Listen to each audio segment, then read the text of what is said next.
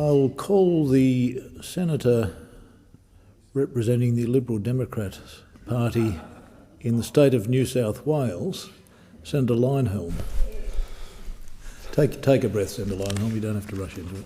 Thank you, Mr. President. I wish Mr. Senator Ludlam had taken up his full 20 minutes. Normally. Thank you.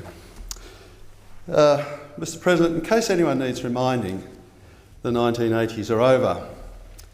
This is significant in many ways.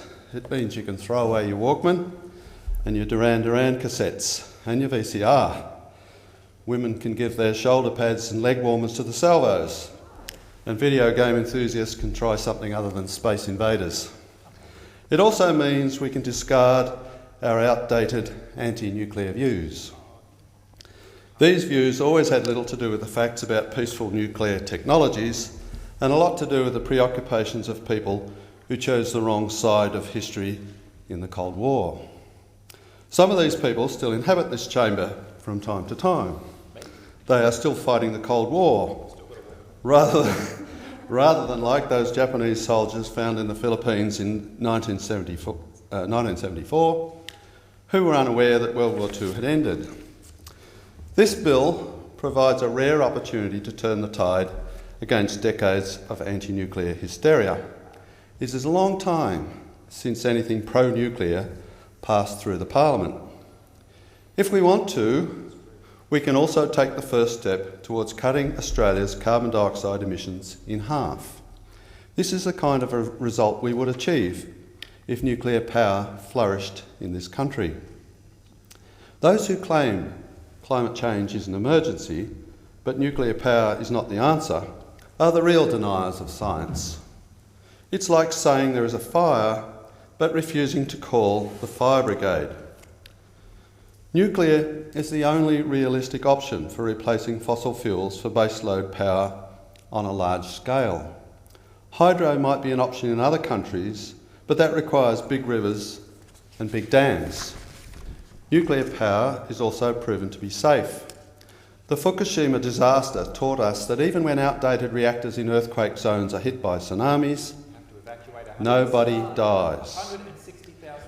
Those who say nuclear energy would take too long, is too expensive, and is a technology on the way out are easily disproved on all counts. France built a nuclear capacity equal to Australia's needs in 20 years. It is competitive and has no accidents. France's per capita emissions are 60% lower than Australia's. If it is true that nuclear power is not and never will be economically viable, the Greens have nothing to worry about. I'm not arguing taxpayers' money should be thrown at nuclear power. The best path to cheaper electricity, the return of Australia's competitive advantage in energy production, and a retention of manufacturing is to stop throwing taxpayers' money at any power generation. Our 1980s thinking means we risk being left behind. We are now the only G20 country not using nuclear energy. It's true many reactors around the world are closing, but many more are opening.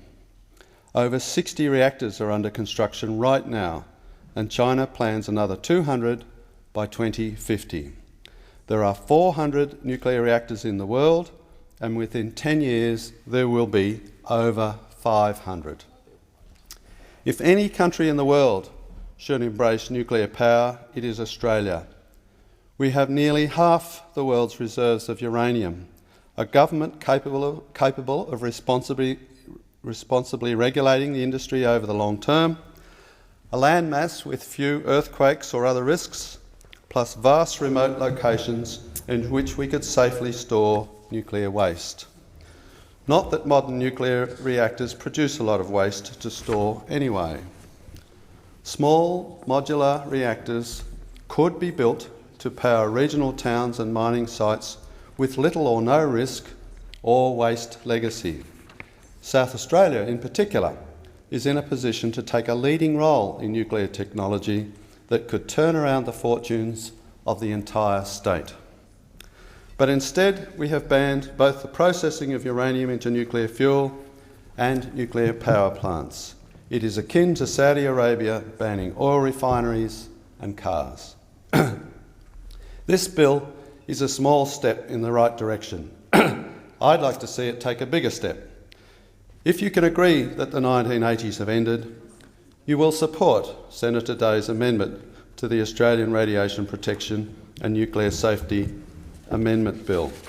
This bill, even if it is amended, will not mean people can build nuclear reactors anytime soon, as there are other legal hurdles. But it will be the first step towards taking the blinkers off and demonstrating that superstition can no longer be a major plank of our energy policy.